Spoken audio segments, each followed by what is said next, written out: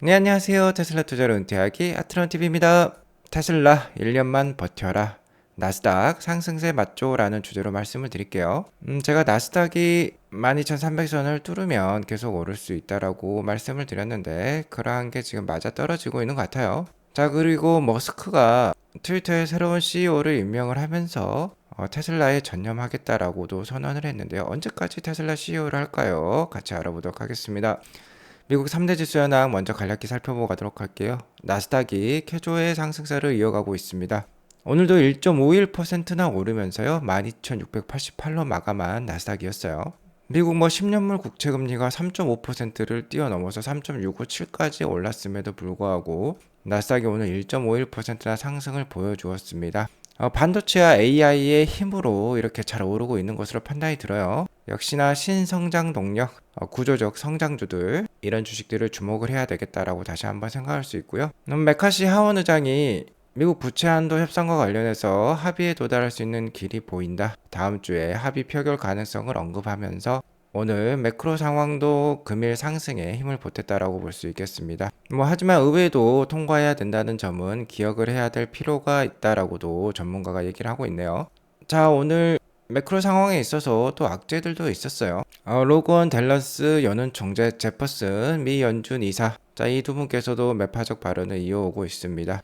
시장이 상승할 때마다 시장의 기대감을 눌러주기 위해서 항상 이렇게 연준 의원들이 활약을 하시는 것 같아요. 자, 아직 데이터를 볼 때 금리 인상을 중단할 근거가 아직 분명하지 않다. 인플레이션 여전히 너무 높으며 우리는 아직 충분한 진전을 이루지 못했다라고 얘기를 하고 있습니다. 다음 달에 있을 6월달 FOMC 회의 때 금리 인상 가능성에 대해서 언급을 했다라는 것이죠. 좀 이따 그 확률에 대해서 다시 한번 트래킹 해보도록 하겠고요.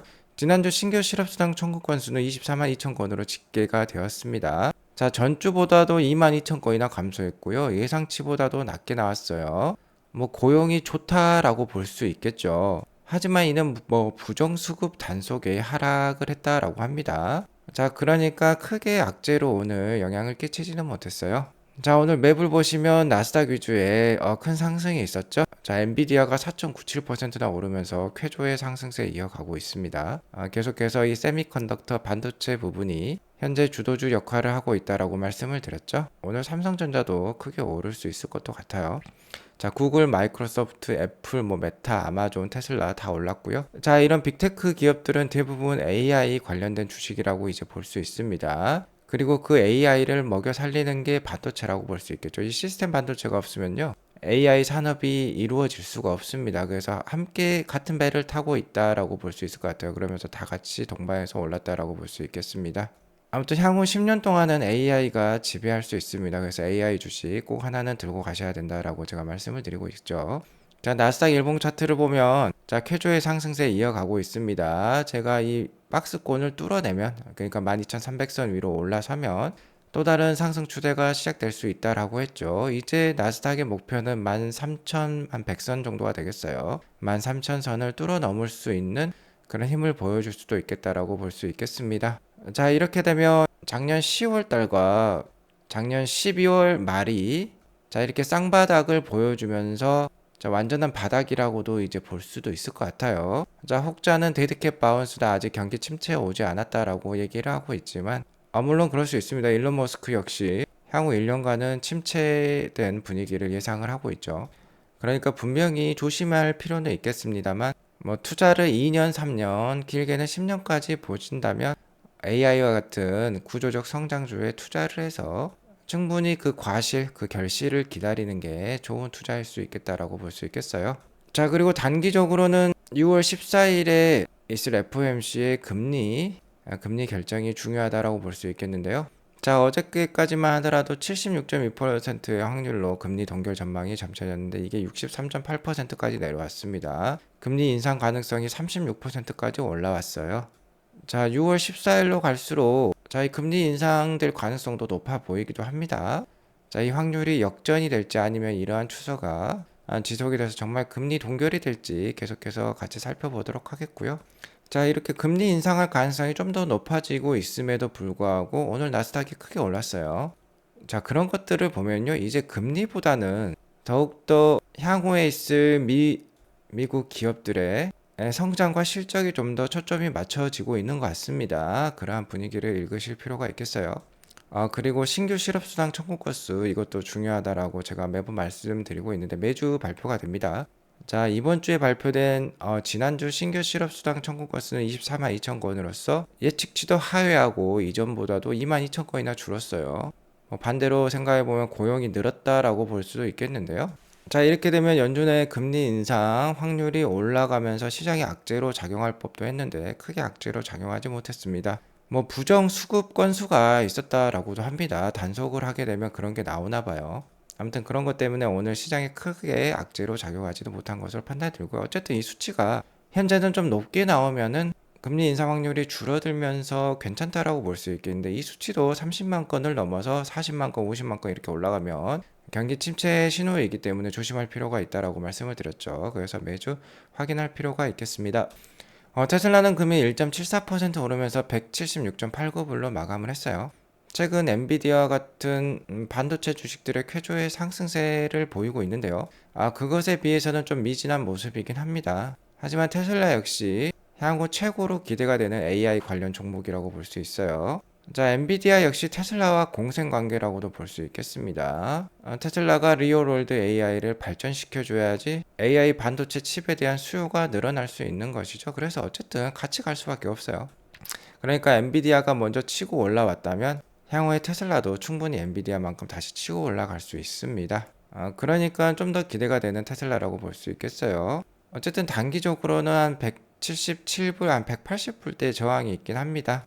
지난 1분기 실적 발표 이후에 테슬라가 하락세를 보여주었는데 이때 갭 하락을 보여주기도 했는데 지금 이 갭을 메꾸고 있는 모습이고 180불대 위로 올라서서 51선 위로 올라서야지 다시 한번 상승 추세가 시작이 될 수도 있다라고 볼 수 있겠어요. 아직까지는 단기 상승 추세에 있다라고도 볼 수 있겠지만 어쨌든 더 안정적인 모습을 보이려면 180불대 위로 얼른 올라서야지 우리가 좀 더 기대해 볼 수 있겠다. 좀 더 긴 상승세 기대해 볼 수 있겠다라고 볼 수 있겠습니다.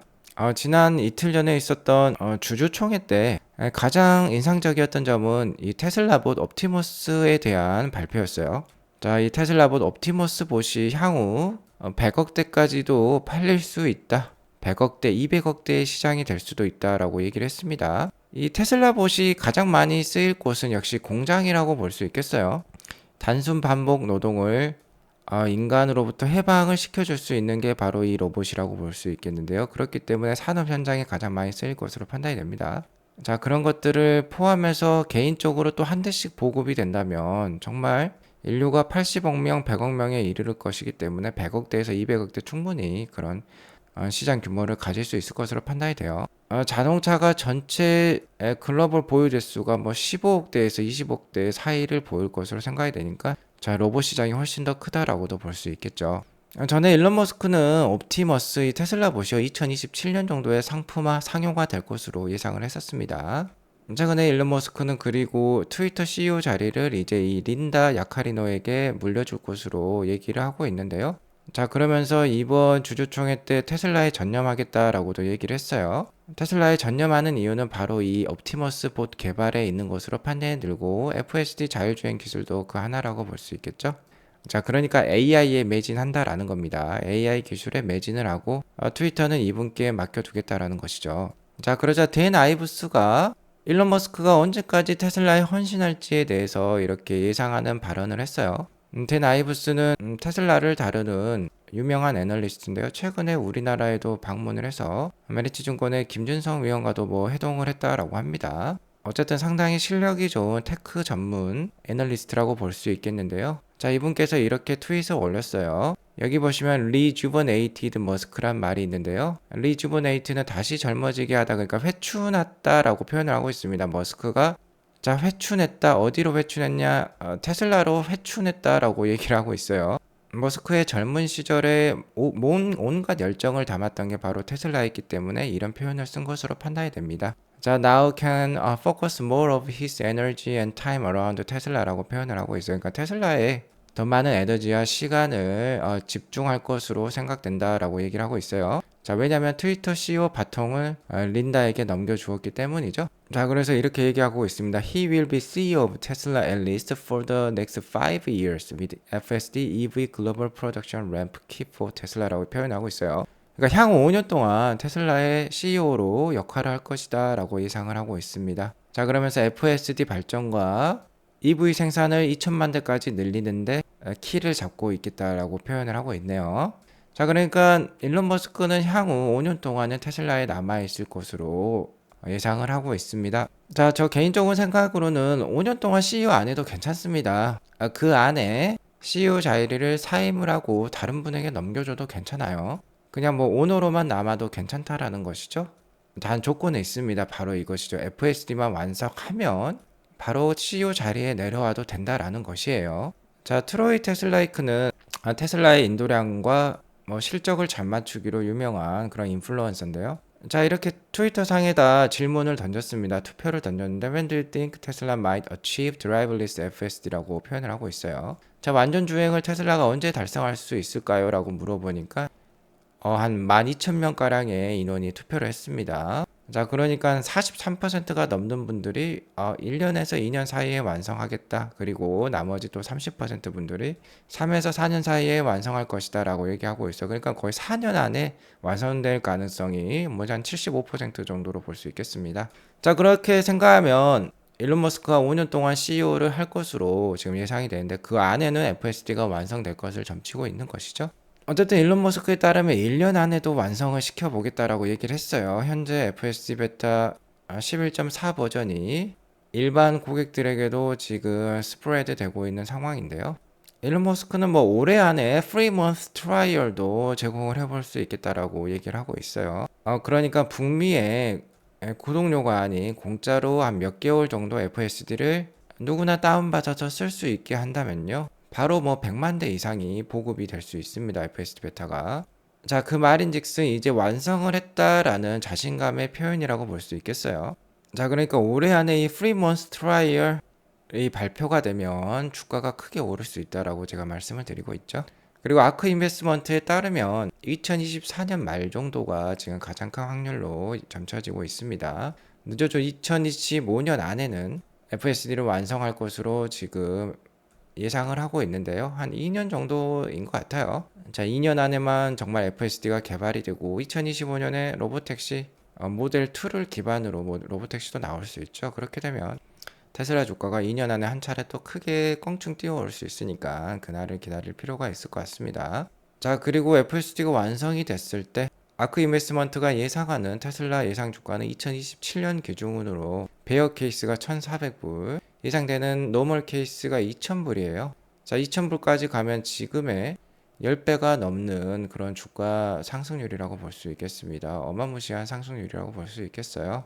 아무튼 FSD와 이 테슬라봇 옵티머스에 대해서 매우 자신하고 있는 일론 머스크를 좀 신뢰해 볼 필요가 있겠고요. 테슬라에 5년 동안 헌신할 수 있다라고 하니까 더욱더 기대되는 테슬라라고 볼 수 있겠습니다. 자, 일론 머스크는 짧게 생각하지 말고 장기로 몇 년 동안 투자해라, 기대하라 라고 얘기를 하고 있는데요. 현재는 고물가 상황에서 고금리까지 겹친 경기 침체 상황이라고 볼 수 있겠습니다. 일론 머스크는 1년 정도는 힘들 것 같다, 1년만 버텨라 라고 얘기를 하고 있는데요. 자, 1년만 버티면 테슬라의 어마무시한 허재들이 계속 쏟아집니다. 내년에는 사이버 트럭이 대량 양산에 들어갈 수 있어요. 일단 일론 머스크가 얘기하기를 연간 25만 대에서 50만 대 캐파까지 사이버 트럭을 만들어낼 것이다 라고 얘기를 하고 있는데요. 연간 50만 대까지 생산을 하게 되면 글로벌 탑 10 안에 들어갈 수 있는 차량이 되는 겁니다. 자, 그리고 기가 베를린이라든지 기가 텍사스의 그런 램핑업 상황을 봤을 때 모델 Y를 한 1년 동안 주당 5,000대 정도를 생산을 해서 자, 1년 동안 램프업 과정을 거치면서 연간 25만 대 캐파에 이르렀는데요. 사이버 트럭도 마찬가지일 것 같아요. 올해 연말에 2023년 연말에 런칭을 하게 되면 2024년 말에, 그러니까 내년 연말이 되겠죠. 내년 연말에 주당 5,000대 정도 캐파에 이르를 것으로 판단이 돼요. 그러면은 이제 연간 25만 대 캐파에 이르르면서 2025년에 본격적으로 상당히 많이 판매가 될 것 같고요. 바야흐로 이제 2025년과 2026년에는 로보택시가 나올 가능성이 높습니다. 자, 이 모델 2를 기반으로 하고요. 이 모델 2는 기가 멕시코에서 대량으로 생산이 되면서 연간 뭐 200만 대까지 이제 생산해낼 수 있는 그런 캐파에 이르를 것으로 판단이 됩니다. 자, 그리고 2026년이 끝나게 되면 이제 2027년부터는 로봇의 시대가 오는 거예요. 테슬라는 최대한 대량 생산을 위해서 효율적인 생산을 위해서 액추에이터라고, 그러니까 이런 로봇의 관절을 상당히 단순화시키고 효율성을 증가시키고 있습니다. 뭐 액추에이터가 뭐 6개 정도밖에 안 된다라고 해요. 그거를 통해서 이러한 로봇을 만들어낸다라고 합니다. 자, 그러면 이게 원가가 상당히 떨어지면서 로봇 한 대당 뭐 우리 돈 뭐 2천만 원에서 한 4천만 원 사이를 보일 수 있을 것 같은데요. 그러면 상당히 다른 기업들 입장에서는 노동비를 줄일 수 있기 때문에 엄청나게 많은 수요가 예상이 됩니다. 일론 머스크에 따르면 100억대, 200억대까지도 판매가 될 수 있다라고 하니까 정말 어디까지 성장할지 모를 기업인 것 같습니다. 자, 그러니까 1년만 잘 버티시기 바라겠습니다. 향후 3년에서 4년 안에는요, 정말 커다란 주가 성장이 있을 수 있어요. 이 세 가지 중에 하나라도 터지게 되면 정말 큰 주가 상승 모멘텀이 될 수 있으니까 올해 1년만 정말 잘 버티면 좋을 것 같습니다. 오늘 이것으로 방송을 마치겠고요. 오늘 방송이 도움이 되었으면 구독과 좋아요 알람 설정 꼭 눌러주시기 바라겠습니다. 오늘도 좋은 하루 되세요. 감사합니다.